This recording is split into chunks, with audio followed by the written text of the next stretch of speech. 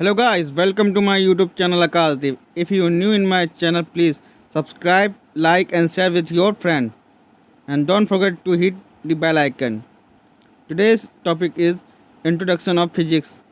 आज हम देखने वाले हैं कि फिजिक्स के अंदर कि क्या क्या हम पढ़ने वाले हैं, उसके अंदर क्या क्या टॉपिक्स हैं आरआरबी एनटीपीसी 2019 एग्ज़ाम के लिए। So let's start. पहले देखते हैं कि फिजिक्स में हम क्या क्या पढ़ने वाले हैं।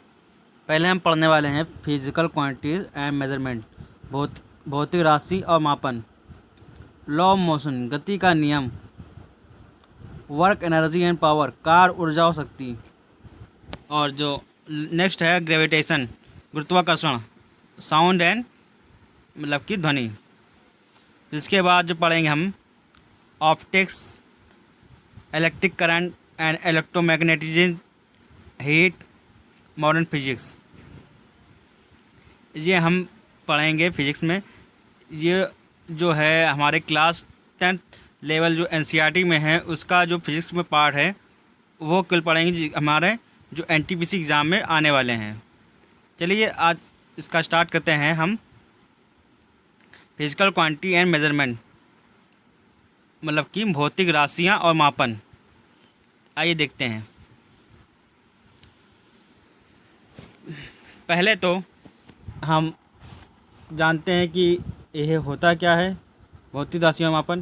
पर इसके लिए पहले हम एक फिजिकल क्वांटिटी को किस में हम लोग वो मेज़रमेंट करते हैं, यूनिट में। तो यूनिट मतलब कि मात्रक जो होता है किसी राशि के मापन के निर्देश मानक को मापन कहते हैं। यह दो प्रकार की होती हैं। कितने प्रकार की होती हैं? दो। कौन कौन सी? एक होती है मूल मात्रक और एक होते हैं व्युत्पन्न मात्रक। जो मूल मात्रक होते हैं वो 7 हैं और व्युत्पन्न मात्रक हैं इन्हीं 7। जो मूल मात्रक हैं इनसे ही व्युत्पन्न मात्रक बनता है। जैसे कि आप मूल मात्रक को देखते हैं क्या होता है। मूल मात्रक देखिए क्या है। मूल मात्रक जो दिया हुआ है length, mass, time, electric current, temperature, luminous intensity, amount of substance मतलब कि लंबाई, द्रव्यमान, समय, विद्युत धारा, ताप, ज्योति तीव्रता, पदार्थ का परिमाण मोल। और लेंथ की जो एसआई यूनिट है मीटर, इससे एम से डिनोट करते हैं। मास का जो एसआई यूनिट है किलोग्राम, उसे केजी से सिम्बलाइज करते हैं। और जो टाइम है उसे सेकंड और सिम्बलाइज जो से करते हैं सेकंड से। और इलेक्ट्रिक करंट को एसआई यूनिट है एम्पेयर, इसे हम डिनोट करते हैं ए से। केल्विन जो यूनिट है टेम्परेचर की है मतलब कि ताप, इसे के से डिनोट करते हैं। और ल्यूमिनस इंटेंसिटी मतलब कि ज्योति तीव्रता, इसे कैंडला एसआई यूनिट है और सीधे से डिनोट करते हैं। और जो लास्ट में जो बचता है अमाउंट ऑफ सब्सटेंस मतलब कि पदार्थ का परिमाण मोल, इसे मोल लिखते हैं MOLE। और इसमें सिंबल जो होता है MOL का होता है। और जो कुछ होते हैं संपूरक मात्रक होते हैं।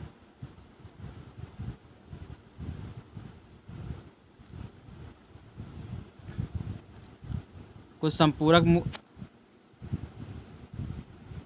मूल मात्रक हैं। ये एक होता है समतल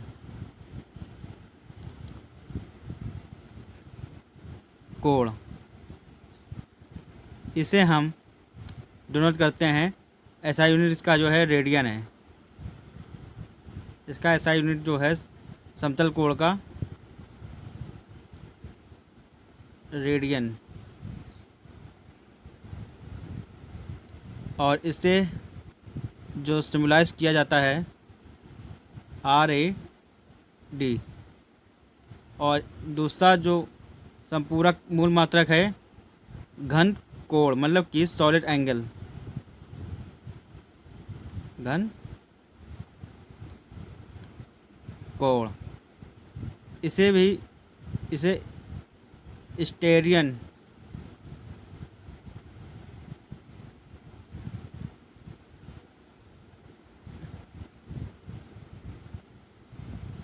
इससे SI यूनिट है और इसे डिनोट जो करते हैं SR से। और SI जो व्युत्पन्न मात्रक होते हैं उससे जो मूल मात्रक की सहायता से व्यक्त किए जाते हैं उन्हें व्युत्पन्न मात्रक कहते हैं। जो हमने बताया था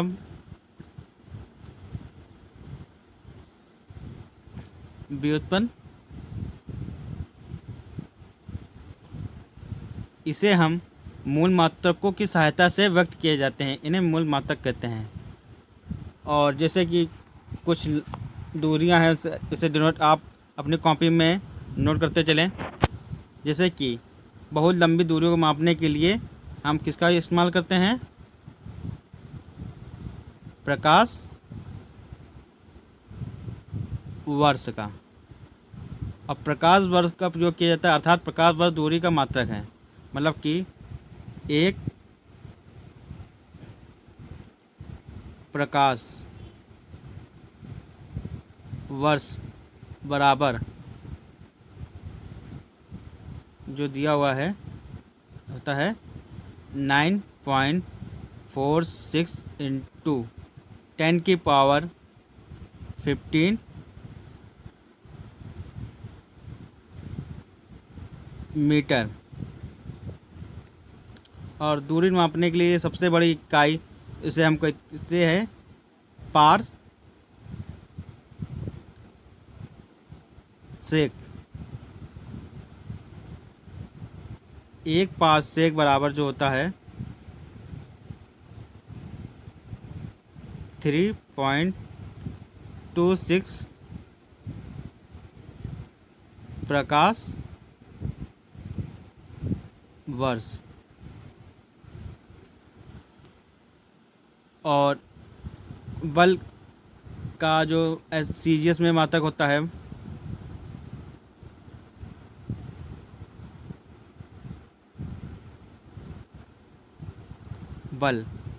बल का जो CGS मात्रक होता है CGS में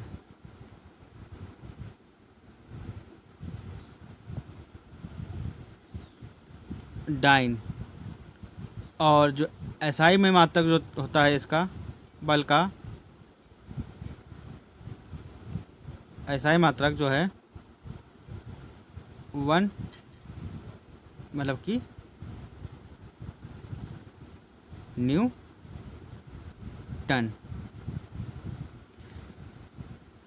और 1 न्यूटन बराबर जो होता है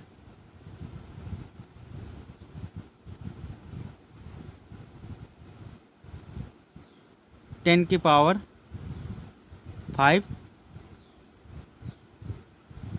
डाइन। अब कुछ और मात्रक दे लेते हैं, जैसे कि 10 की विभिन्न घातों के प्रतीक। जैसे कि आपने देखा होगा सिंबल में किसी में लिख के आता है किलो, हेक्टो, डेका। तो इनका मतलब क्या है? जैसे कि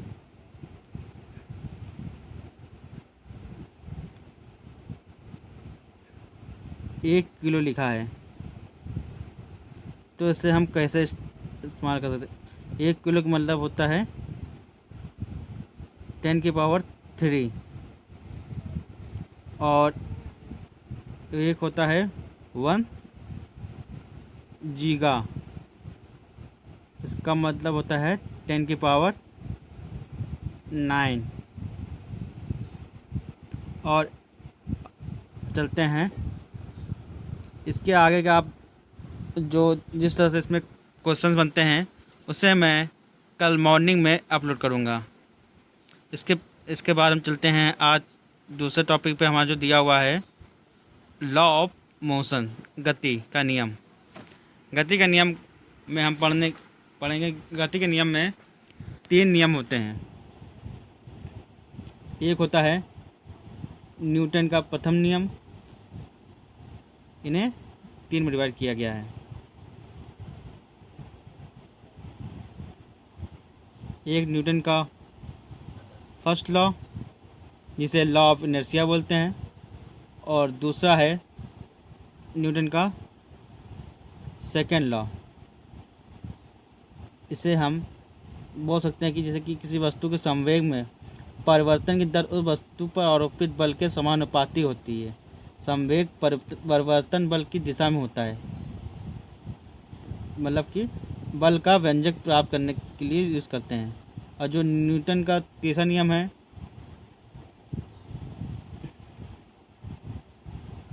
ये सब हम नेक्स्ट वीडियो में इसके बारे में डिटेल से पढ़ेंगे। और इससे पढ़ने से पहले कुछ आपको डेफिनेशन में लिखवाना चाहता हूँ, उसे आपने कॉपी या पेन निकाल के इसमें नोट कर सकते हैं।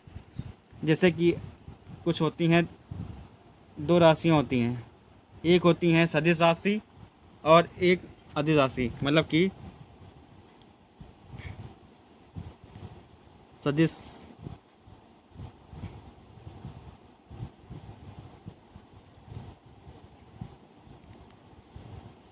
राशि, इसमें आप लिखिए वैसी भौतिक राशि जिनमें परिमाण के साथ साथ दिशा भी रहती है और जो योग के निश्चित नियमों के अनुसार जोड़ी जाती हैं, उन्हें सदिश राशि कहते हैं।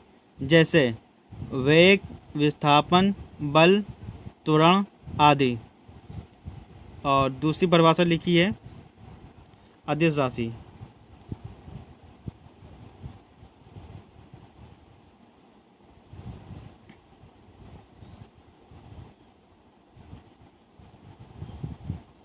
अदिश राशि वे भौतिक राशि हैं जिनमें केवल परिमाण होता है, दिशा नहीं, उसे अदिश राशि कहा जाता है। जैसे द्रव्यमान, चाल, आयतन, कार, समय, ऊर्जा आदि।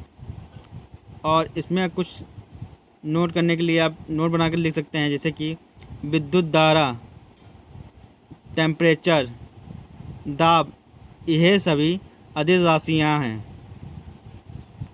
अब कुछ दूसरी परिभाषा है, जैसे कि दूरी क्या है।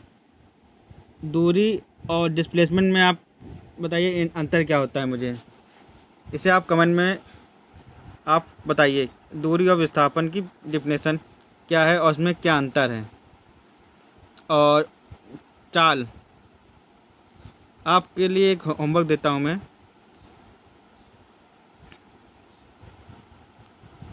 दूरी और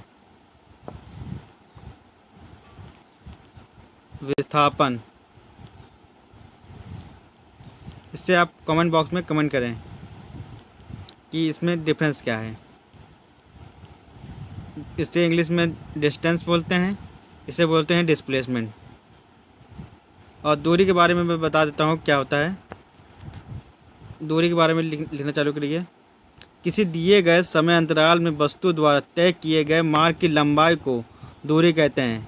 ये एक अदिश राशि होती है, यह सदैव धनात्मक होती है। विस्थापन मतलब कि डिस्प्लेसमेंट, एक निश्चित दिशा में 2 बिंदुओं के बीच की लंबवत न्यूनतम दूरी को विस्थापन कहते हैं। यह सदिश राशि है। यह दूरी जो है एक अदिश राशि है और विस्थापन जो है एक सदिश राशि है।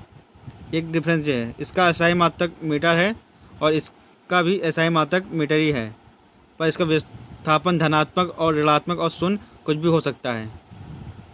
जैसे कि दूरी के लिए एक क्वेश्चन देना चाहूँगा। जैसे कि एक सर्कल है, एक व्यक्ति इधर खड़ा हुआ है इस पॉइंट पे, यहाँ से उसने चलना स्टार्ट किया, फिर जब वापस इसी पॉइंट पे आ गया, तो इसके द्वारा जो एरिया जो कवर किया गया है इसे वो बोलेगा दूरी। और जो डिस्प्लेसमेंट जो होगा इसमें, देखिए इस जगह चला था और वहीं उसी पॉइंट पर वापस आ गया, तो इसका डिस्प्लेसमेंट जो हुआ 0। अगर यही चीज़ अगर दूसरी होती, अगर इस पॉइंट से इस पॉइंट से, जैसे कि ये दिया हुआ ए बी सी, अगर उसे सी तक जाना है तो वो ए बी सी जो डिस्प्लेसमेंट है जो हुआ है, मतलब कि विस्थापन जो न्यूनतम दूरी है और ए और सी के बीच में, इसे विस्थापन बोलेंगे। और जो उसने डिस्टेंस कवर करी है, दूरी ए से बी गया फिर बी से सी गया, इसे दूरी बोलेंगे। विस्थापन का मतलब है कि वो कितनी न्यूनतम दूरी से, मतलब फर्स्ट पोजीशन से जो और फाइनल पोजीशन जो आई है उसके बीच जो बीच की दूरी है उसे डिस्प्लेसमेंट बोलेंगे। और जो चली गई, जितना पाथ पर चला हुआ है उसे वो दूरी बोलेगा। इसी तरह चाल और वेग। चाल की क्या होता है, इस किसी वस्तु द्वारा प्रति सेकंड तय की गई दूरी को चाल कहते हैं। और ये एक अदिश राशि है, इसका असाई मात्रक जो है मीटर प्रति सेकंड है। और इसे चाल बराबर जो होता है दूरी बटे समय। और वेग के बारे में पढ़ते हैं। वेग किसी वस्तु के विस्थापन की दर को या एक निश्चित दिशा में प्रति सेकंड वस्तु द्वारा तय की गई दूरी को वेग कहते हैं। ए एक सदिश राशि है, इसका एसआई मात्रक मीटर पर सेकंड है। चाल जो है एक आदेश राशि है, वहीं वेग जो है एक सदिश राशि है। और कुछ और परिभाषा देखते हैं।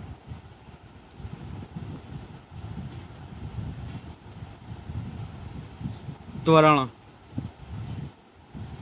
त्वरण मतलब कि एक्सेलरेशन।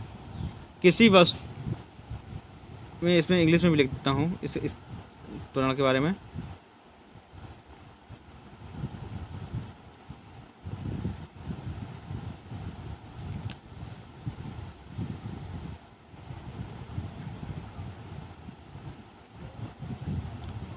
एक्सेलरेशन किसी वस्तु के वेग में परिवर्तन की दर को त्वरण कहते हैं। यह एक सदिश राशि है, इसका एसआई मात्रक जो है मीटर पर सेकंड स्क्वायर। यदि समय के साथ वस्तु का वेग घटता है तो त्वरण जो होगा ऋणात्मक, मतलब कि निगेटिव होगा। अगर इसे बोलते हैं मंदन। जब अगर त्वरण की वैल्यू अगर निगेटिव में आ रही है तो उसे मंदन या रिटार्डेशन कहेंगे। अगर आपको हमारा वीडियो पसंद आया हो तो इसे आप लाइक और सब्सक्राइब करना ना भूलें और अपने फ्रेंड्स के साथ शेयर करें। कल हम मिलते हैं, इसके मॉर्निंग में हम करेंगे इसके एमसीक्यू जो हमने आज पढ़ा हुआ है। और नेक्स्ट डे को इसी टाइम पे आपसे मिलेंगे रात को 10 बजे के बाद से, कि आगे का जो टॉपिक बचा हुआ है इसे हम जल्दी से जल्दी कवर करने की कोशिश करेंगे। फिर इसके बाद हम और जो नेक्स्ट अदर टॉपिक हैं उनको फोकस करेंगे और उनके मॉर्निंग में हम इसके लिए एमसीक्यू करेंगे और इवनिंग में इसकी जो थ्योरी है वो लर्न करेंगे। और इससे संबंधित मैं क्वेश्चन भी शाम को दिया करूँगा, जिसे आपको कमेंट बॉक्स में कमेंट करना होगा।